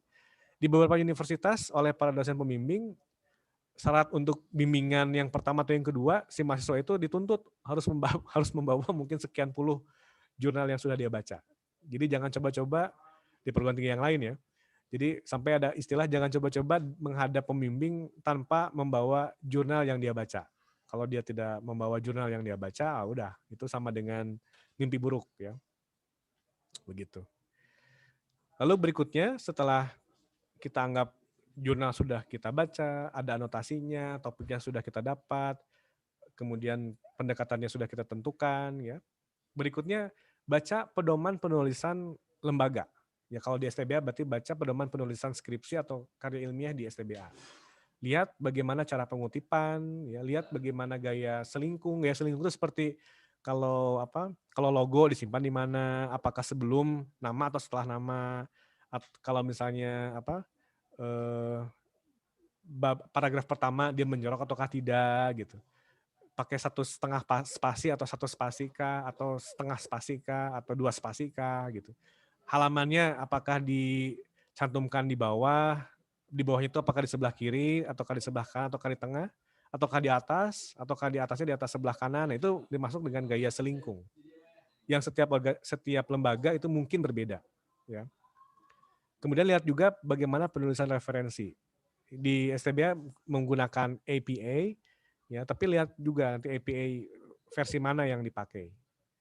Nah, lalu kemudian setelah itu silakan buat tulisan, buat proposal, ya, atau buat penelitian. Dan cara membuat tulisan itu ini kembali lagi pada ilmu-ilmu yang diperoleh pada mata kuliah menulis, ya, writing tentunya. Bahwa menulis itu pun merupakan sebuah proses, tidak langsung tiba-tiba nulis, tapi ada outline-nya, kemudian setelah outline dibuat dalam bentuk paragraf, dibaca ulang, dicek kembali gramatikalnya, idenya, ya. Lalu kemudian dicek lagi spellingnya, tipenya. Ingat bahwa setiap hasil yang kita tulis itu pastikan jangan kita sebut sebagai final. Sebelum kita cek lagi untuk kedua atau ketiga kali, sebelum diberikan kepada dosen pembimbing.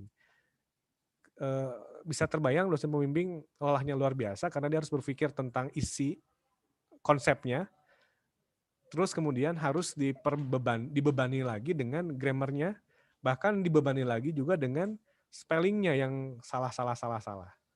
Nah, saya juga memberikan tips, ya, ada Grammarly, salah satu aplikasi juga bahasa Inggris, itu bisa digunakan untuk merapihkan minimal untuk mengecek spellingnya, ya.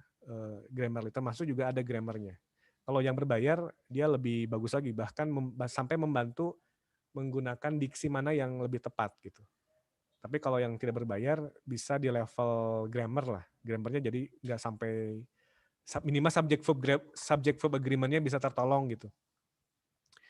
Begitu, kemudian yang terakhir terima kasih. Begitu, silahkan kalau ada yang mau didiskusikan, ditanyakan. Mudah-mudahan tidak tertibra mengantuk. Silakan, saya kasih waktu sampai pukul berapa menit lagi nih? Kalau dari jadwal sampai jam 3, tapi kalau misalnya bisa lebih ya silakan, kalau bisa kurang juga tidak apa-apa. Silakan kalau yang mau bertanya langsung saja ditulis di chat box atau raise hand atau apapun. Silakan.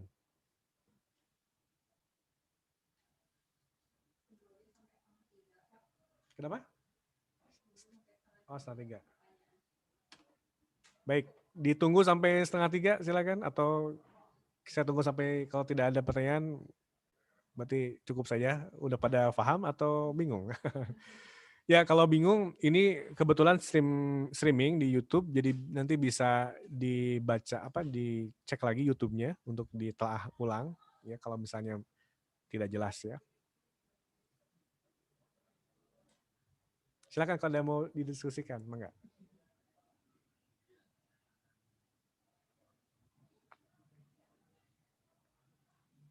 Tapi ini menyimak semua ya, jangan sampai menyimak sambil tidur terus tertidur. Karena saya suka begitu juga. Oh ya, Gilang, silakan Gilang. Dibuka aja kameranya Gilang.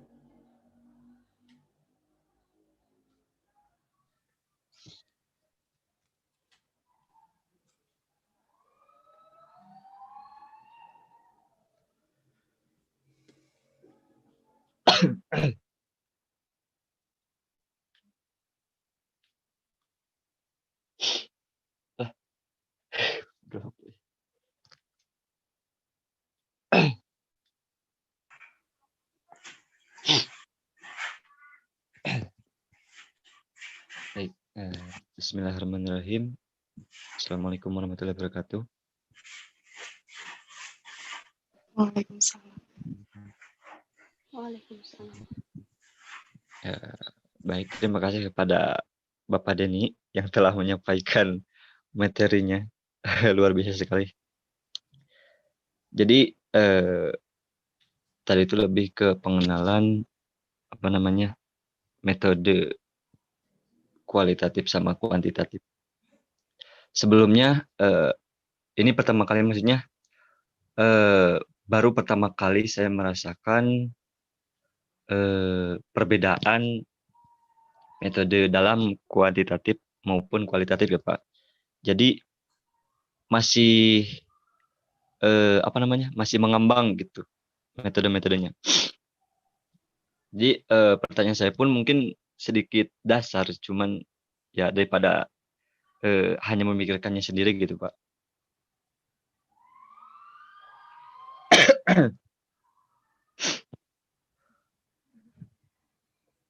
Jadi yang saya pikirkan itu ketika kita mengambil misalkan metode kuantitatif itu lebih terpacu kepada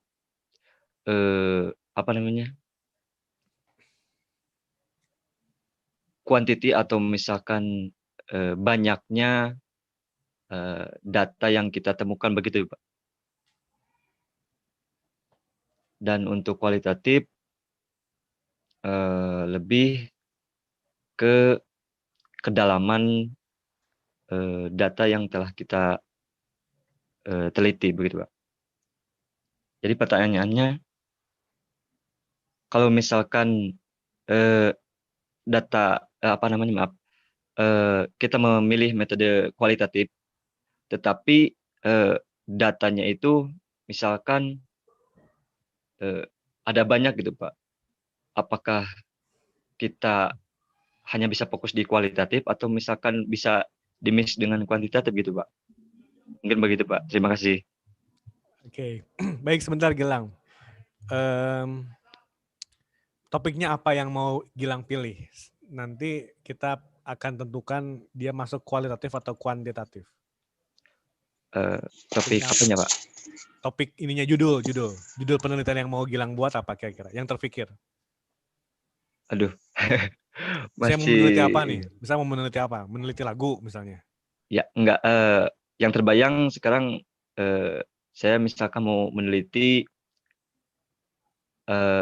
mengenai lelucon khususnya dark joke gitu Pak. Dark joke, oke. Oke, misalnya mau meneliti tentang dark joke. Pastikan dulu apa masalah yang ada dalam dark joke-nya itu. Misalnya masalahnya itu ternyata istilah-istilahnya itu tidak ada di kamus misalnya ya. Seharusnya kan semua istilah itu ada di kamus kan? Misalnya ini ya, secara sekilasnya. Ternyata faktanya nggak ada di kamus. Faktanya nggak ada di kamus ternyata, tapi orang paham dan orang tertawa gitu. Nah sebenarnya kan gini, konsep lucu itu karena ada semacam gap antara apa yang difikirkan oleh audiens dengan yang kenyataan yang disampaikan. Jadi ada semacam plot twist gitu. Semakin gapnya semakin jauh maka semakin lucu gitu. Kan begitu ya biasanya. Lucu itu. Jadi kalau sesuatu itu bisa ditebak oleh audiens itu nggak akan lucu. Tapi kalau semakin dia nggak bisa ditebak jawabannya itu maka dia lucu. Itu teori lucunya itu. Teori dalam reading itu ada di spoof ya, dalam genre spoof. Nah, kalau ditanya pendekatan apa yang dipakai, nah kira-kira pendekatannya apa? Kuantitatif atau kualitatif? Kalau mau tentang dark joke itu. Misalnya dark joke in Sule apa gitu ya misalnya, in Sule performance misalnya. Kira-kira kalau topiknya itu yang dipakainya apa? Kuantitatif atau kualitatif? Ya, mungkin lebih cenderung ke kualitatif begini Pak. Kualitatif. Kenapa kualitatif? Yang terbayang terpacu pada di kondisi dan situasi tertentu gitu Pak. Oke, bisa nggak dengan kuantitatif? Mungkin juga, karena mungkin dalam suatu acara terdapat banyak ke daktuk yang dilemparkan atau misalkan yang dikeluarkan gitu, Pak. Oke, kalau mungkin kira-kira menjawab pertanyaan penelitiannya enggak? Kalau kita pakai kuantitatif. Misalnya pertanyaannya itu ekspresi apa yang digunakan oleh Sule sehingga ada dark joke-nya, misalnya gitu ya, research question-nya. Terus kita pakai kuantitatif. Kira-kira terjawab tidak research question-nya?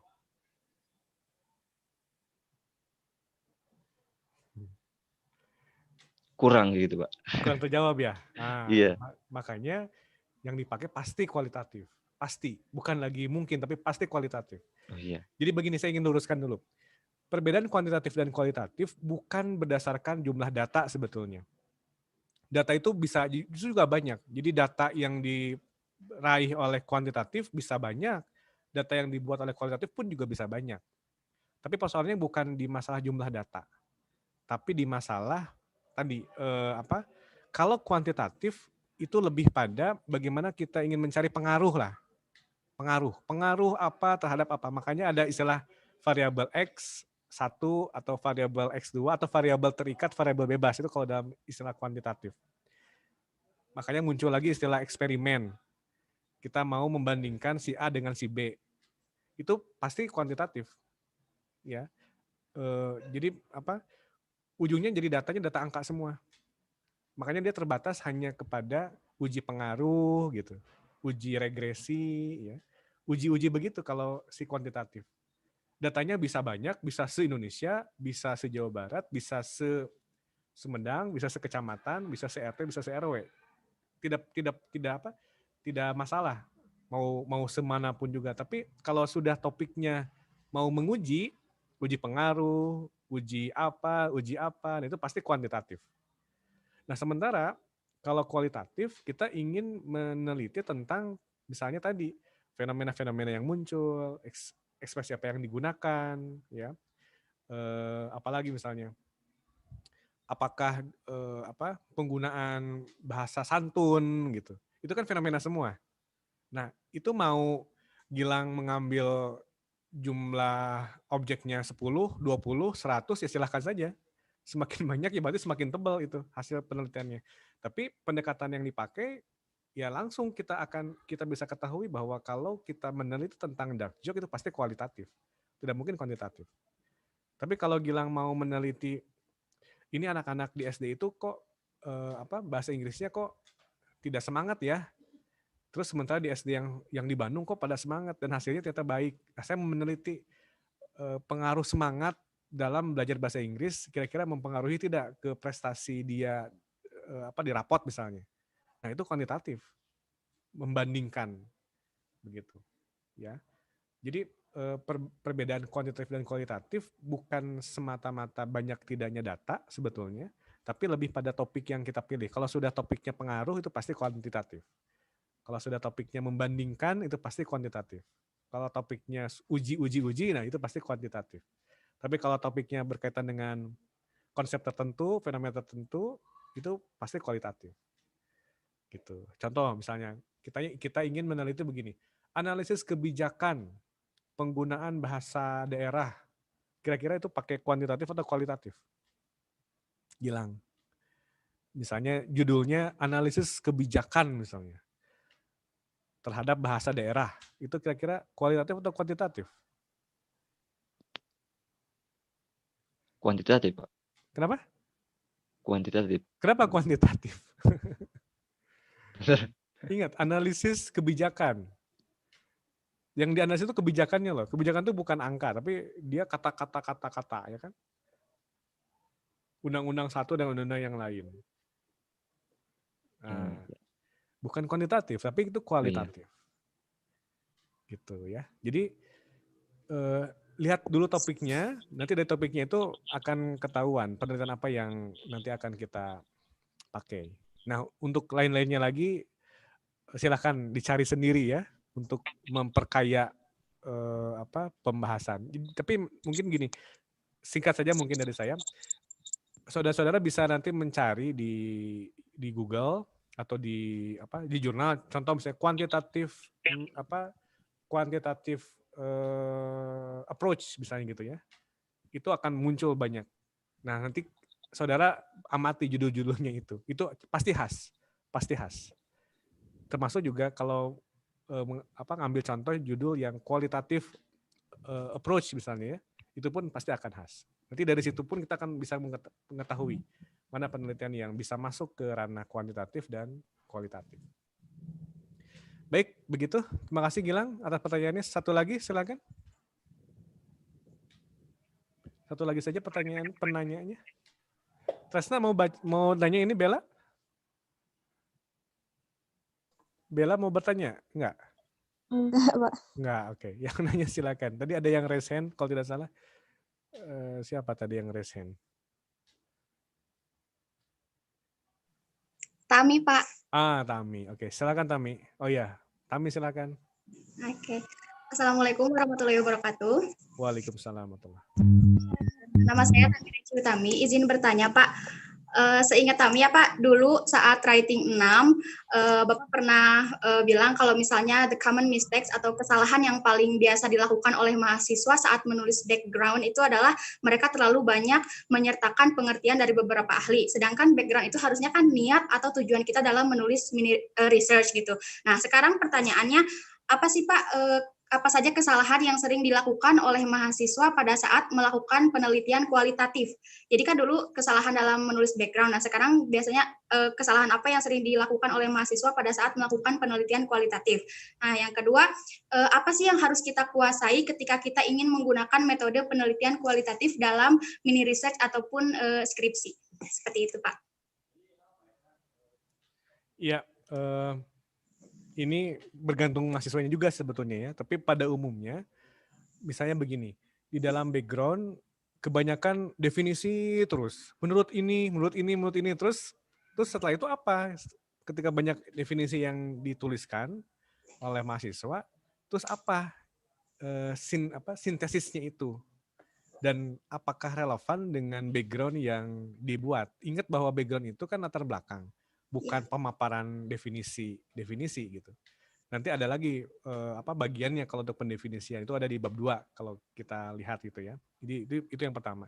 Kesalahan yang kedua yang sering kali ini memparaphrasing. Jadi sering kali kan gini, di dalam banyak aturan termasuk aturan skripsi dan juga jurnal ada batas toleransi plagiarisme. Toleransinya itu sekitar 20%. Nah, kalau mahasiswa atau si peneliti mengutip secara langsung terus-menerus, misalnya dia ngambil 100 referensi. Sementara 100 referensi itu dia tulis kutip secara langsung gitu. Dicek nanti di misalnya di Grammarly atau di Turnitin atau dimanapun, itu pasti akan lewat dari 20%. Si plagiarismenya itu, similarities-nya itu. Dianggap plagiat gitu. Makanya kenapa ada angka 20%? 20% itu sebetulnya untuk, jadi kalau mau menggunakan kutipan langsung, 20% itu batas maksimalnya. Gitu. Batas maksimalnya 20%. Sisanya paraphrasing. Tapi saya menganjurkan mending paraphrasing. Dengan paraphrasing kita bisa mencantumkan lebih dari satu referensi. Gitu. Misalnya bahasa merupakan apa kata-katanya yang enak nih. Misalnya language is a sound, pattern. Nah, itu misalnya kita merupakan merupakan kutipan secara ini ya, paraphrase gitu. Nah, yang bilang itu ada 3 orang. Nah, kita bisa secara bebas mengutip 3 orangnya itu. Kata si ini, koma, dalam kurung gitu ya. Nah, jadi pengutipan yang sering muncul adalah kutipan langsung. Nah, terus kesalahan berikutnya lagi, di saat mengutip, penulisan sumbernya. Pengutipan sumbernya. Nah, pengutipan sumbernya itu harus mengacu kepada aturan lembaga itu. Kalau aturan lembaga menggunakan EPA, maka yang ditulis misalnya nama akhir, disertai dengan tahun. Bagus-bagus kalau ada, bahkan kalau tidak salah yang EPA yang di STBA itu ada halaman ya, ada halaman. Terus kalau misalnya nama si pengarangnya itu lebih dari 3, maka aturannya yang dituliskan cukup 1, tambah et al dan seterusnya. Itu harus dibaca tuh si pedomannya itu. Itu kesalahan yang umum yang kedua.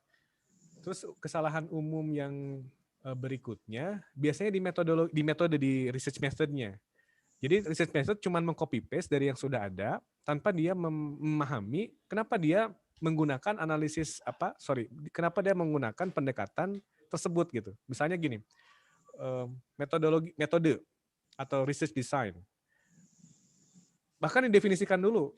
Research design is bla bla bla gitu, atau method is apa atau kualitatif adalah apa. Padahal di dalam skripsi atau penelitian itu sudah tidak lagi mendefinisikan istilah-istilah yang kita buat sebagai judul gitu. Jadi kalau research question ya udah research questionnya apa. Kalau misalnya metode ya udah metodenya apa. Tidak metode adalah cara nggak begitu. Kecuali kalau kita membuat buku tentang metode penelitian bisa. Tapi kalau dalam penelitiannya langsung saja metode misalnya kualitatif dengan dengan metodenya metode deskriptif misalnya ya, mendeskripsikan. Kemudian kalimat berikutnya diberikan alasan kenapa mendeskripsikan, kenapa menggunakan kualitatif dan kenapa menggunakan metodenya deskriptif gitu di kalimat berikutnya. Nah, itu semua tidak perlu menggunakan kutipan karena itu kan penelitian kita. Nah, nanti paling pun kalau kita mau menggunakan kutipan sebagai justifikasi bahwa fenomena itu merupakan bagian yang mengharuskan penggunaan kualitatif gitu misalnya. Kalau mau nanti dikutip. Nah, hal yang kayak gini sering kali ya keliru. Kemudian berikutnya ini, ya saya belum bahas, tapi mungkin udah nanti di pertemuan-pertemuan yang lainnya sempat dibahas tentang uji validitas, uji reliabilitas, jadi ada uji-uji dalam pengumpulan data itu. Nah, kebanyakan mahasiswa ngutip aja dari yang sudah ada uji-uji seperti begitu, termasuk teknik dia mengambil data, teknik menganalisis data, cuman dia tulis saja copy paste dari penelitian yang sebelumnya. Tapi tidak dia gunakan di saat dia melakukan penganalisisan data. Nah, ketahuannya dari mana nggak dilakukan? Di saat pembahasan gitu. Ketika dalam pembahasan, ini sudah pernah diuji nggak? Oh nggak Pak. So, kalau ini misalnya menggunakan triangulasi atau dia menggunakan semacam expert judgment misalnya ya. Siapa yang menjadi expert judgment-nya? Nggak ada. Langsung aja di bab pembahasan tadi dibahas secara keseluruhan gitu. Padahal bab 4 itu bisa muncul pembahasan atau temuan dan pembahasan di bab 4 itu tidak mungkin kalau dia menjalankan bab 3-nya. Jadi kalau saya secara garis besar kurang lebih begini. Skripsi itu, kalau kita membahas dalam konteks skripsi nih, ya. Skripsi itu ada 5 bab. Bab pertama itu niat, termasuk juga di situ dijelaskan tujuan penelitian kita tuh apa. ABC misalnya tujuannya itu. Nah, bagaimana kita bisa menjawab ABC itu bisa dijawab dari teori. Ada teorinya dulu, maka muncul bab 2. Teori ini bisa diaplikasikan atau penelitian ini bisa diaplikasikan dengan prosedur, dengan tahapan yang digambarkan oleh bab 3. Gitu. Bab 1, 2, 3 inilah yang nanti akan menghasilkan bab 4. Pembahasan, temuan dan pembahasan. Jadi hasil dari data yang kita koleksi itu menjadi temuan-temuan kita. Dan pembahasan itu adalah temuan-temuan kita ditafsiri atau ditafsirkan oleh teori di bab 2. Itu jadilah pembahasan. Itu semua muncul kesimpulan, adanya di bab 5 kesimpulan. Jadi 1, 2, 3, 4, 5 itu satu kesatuan gitu. Nah, jadi nggak bisa, udah sekarang mah comot, bab 1-nya comot dari yang lain, bab 2-nya comot dari sana, bab 3-nya comot dari, itu nggak akan nyambung gitu akhirnya. Begitu Tam, jadi itu beberapa kesalahan yang sering saya temukan, tapi di luar itu semua, kesalahan yang paling fatal adalah ketika setelah diperbaiki, nggak dikumpulin lagi. Nah, itu kesalahan yang paling fatal. Ditunda aja. Ditunda, sadar-sadar udah 2 bulan, nah baru dia sadar, aduh, yang lain udah mau daftarin, saya belum. Celakanya lagi, besok mau ujian sidang, dia datang sorenya nih, mau bimbingan, dan ingin di ACC. Nah, itu kesalahan yang tidak termaafkan. Ya. Karena kasihan loh, pembimbing-pembimbingnya itu harus, jadi akhirnya kan kebayang zolim pada mereka gitu. Mereka harus membaca sekian banyak lembar-lembar ya. Hanya gara-gara tadi keterlambatan kita. Ingat waktu itu, jadi nanti suatu saat Tami dan teman-teman lain mengambil mata kuliah skripsi, ingat waktu itu berjalan faster lah dibandingkan dengan waktu normal. Waktu yang sekarang aja kan udah cepat ya. Nah, skripsi itu 2 atau 3 kali lipat lebih cepat dari waktu normal. Jadi saat kita menyimpan draft skripsi di meja kita sendiri, itu jangan sadar-sadar udah sebulan, 2 bulan gitu. Itu pasti akan dirasakan. Makanya Tami dan teman-teman yang lain coba sering diskusi tentang masalah ini dengan angkatan-angkatan yang sudah lulus. Bagaimana mereka bisa sharing experience lah, suka dukanya. Tapi saya tidak mau bilang duka ya, lebih pada perjuangannya lah gitu. Sehingga akhirnya di saat mereka ACC lulus, sidang, wah mereka pasti seperti mendapatkan apa gitu.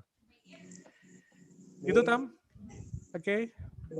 Ya, makasih Pak. Baik, kalau tidak ada, saya cukupkan saja pertemuan kita kali ini. Kecuali kalau ada yang mau masih ditanyakan, nggak ada ya. Mudah-mudahan bisa dimengerti atau setidaknya membuka cakrawala kita, mindset kita tentang penelitian ini. Karena setiap kita yang mau lulus itu pasti akan berhadapan dengan karya tulis ilmiah atau dengan penelitian. Sebelum saya akhiri, tolong diisi dulu absensinya di kolom chat box ya. Kemudian bila tidak ada yang ingin disampaikan, saya cukupkan. Sekian, saya ucapkan terima kasih atas keluangan waktunya. Dan mohon maaf apabila ada pemaparan saya yang kurang jelas. Bisa nanti kembali lagi disimak di channel YouTube-nya STBA. Saya akhiri dengan Assalamualaikum warahmatullahi wabarakatuh.